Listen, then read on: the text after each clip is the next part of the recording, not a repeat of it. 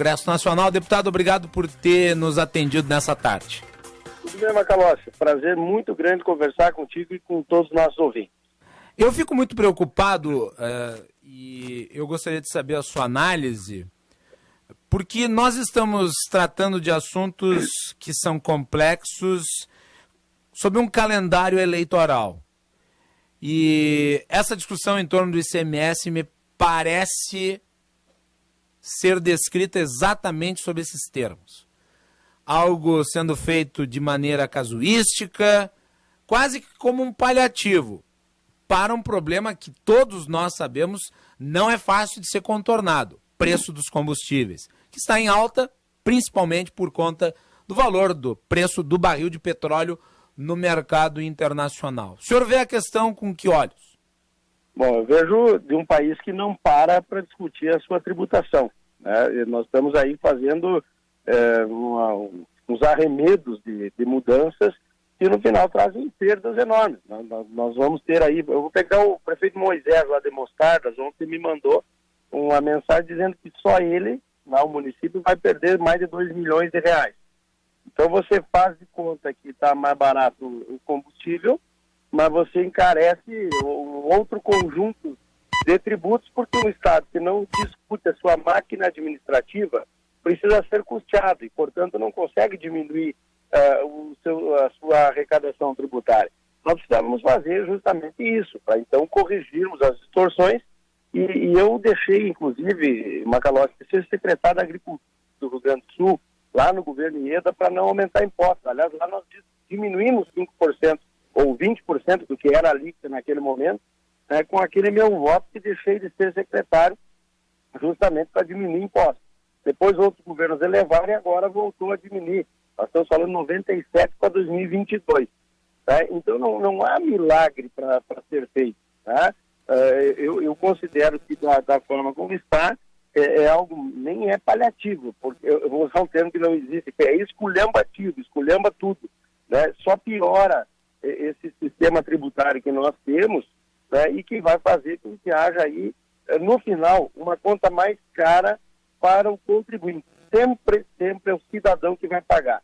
Talvez ele diminua ali no combustível, mas em outra ponta, o Estado, seja ele estadual, federal ou municipal, vai cobrar essa compensação. Então não vai baratear custo de vida de ninguém. E sim vai piorar esse sistema todo, que tudo é uma consequência de um país que não discute a sua tributação de uma maneira real, efetiva e necessária, como nós temos a necessidade de fazer. Sim, e é importante destacar que essa discussão envolvendo o ICMS, ela é apartada ou caminha em paralelo com uma discussão que é muito maior, que é muito mais necessária, muito mais urgente, que é a discussão da reforma tributária. E eu me preocupo muito com uma discussão assodada da reforma tributária. Uma reforma tributária que é muito complexa, que impacta sobre o empresariado, que impacta sobre a população em geral, que impacta sobre os trabalhadores e que vai sendo conduzida a título de se dar uma resposta, qualquer resposta no caso, em ano que é naturalmente turbulento, ano eleitoral. Eu não diria que é assodada, tá, Macalossi? O senhor não acha que seja? Não, porque nós estamos discutindo isso desde que eu entrei lá. Sim, mas o projeto que está sendo discutido me parece. Deixa eu só complementar. Não é um problema de assodamento. O problema é que o executivo não sabe o que quer. Esse é o grande problema. Então, se discute ao longo do tempo somente no Congresso e não no dono do cofre. O dono do cofre não diz o que quer. Né? Então não tem. Aí eu acho sim, eu concordo, que fazer nesse ano, num ano de eleição, não é o ideal. Hoje de manhã eu fiz um debate com os bares e restaurantes das federações, com o deputado Raul, né, que era um grande lutador aí por uma das propostas. E eu disse claramente isso. Se não fosse alguém como o Raul, um ou outro lá, fazer algum esforço, né, não tinha nem pautado isso. E o que eu acho mais necessário, a reforma administrativa. Quer dizer, você não tem como diminuir impostos o tamanho da máquina não sendo diminuído. Então, mais do que assodamento, é preciso que assuma um governo.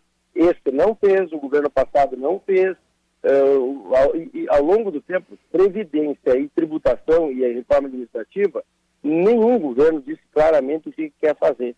Então, esse é o grande problema. O debate é feito há muitos anos. Por isso, não acho que o debate seja assodado. Mas a proposta não é real, porque o dono do cofre não sabe e não diz, por consequência, o que quer fazer com a máquina pública e o financiamento dela. Só para deixar claro, eu falei assodamento aqui. Eu sei muito bem que a reforma tributária é discutida no Brasil desde priscas eras, desde sempre. Né? E a gente sempre lembra, né, da militância do ex-governador Germano Rigoto em favor, lá na época em que ele foi líder do governo Fernando Henrique Cardoso. Quando eu me refiro a assodamento, eu obviamente falo sobre um projeto que é colocado em pauta e discutido no ano eleitoral. Sim. E me parece, caminha-se para aprovar daí a toque de caixa este projeto, para se dizer que fez uma reforma em 2022. Quando nós sabemos as condições são melhores sempre no início de uma legislatura, não ao final dela. Eu acho assim, o momento é inadequado. Por quê?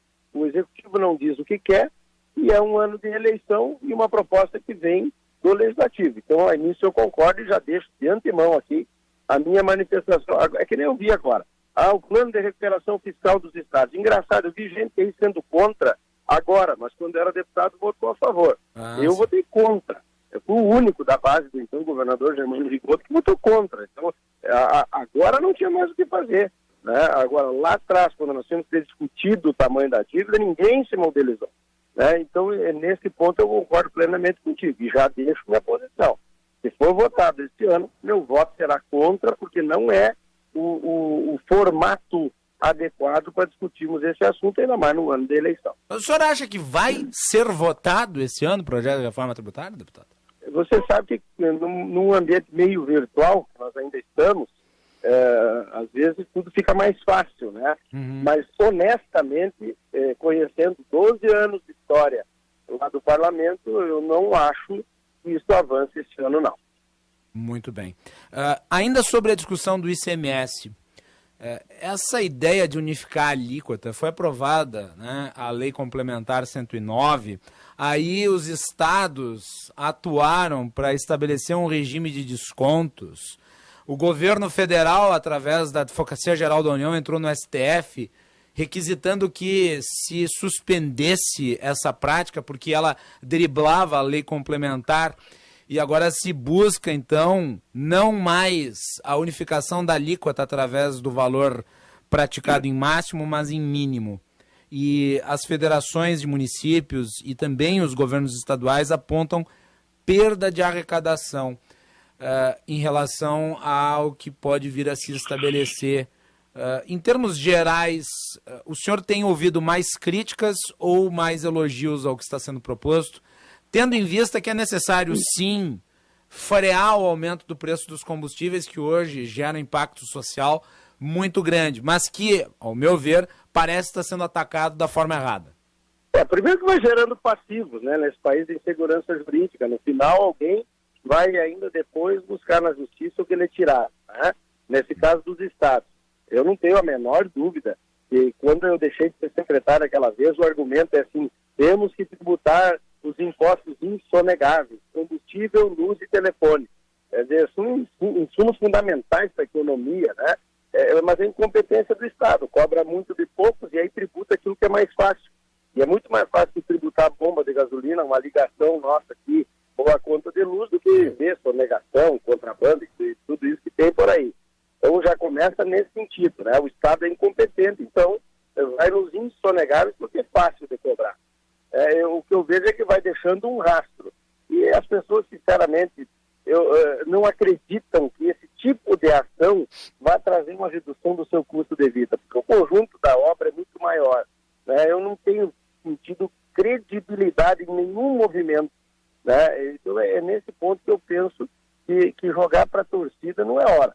Vai no final, ele vai custo de todo mundo, né? E o que nós temos que ter aí é uma outra compreensão, discutir sim privatização de Petrobras, é o papel da Petrobras, nós não somos o dono, nós somos só os maiores acionistas, quer dizer, tem uma série de outros debates e a revisão da máquina pública, o custo da nossa máquina nos consome.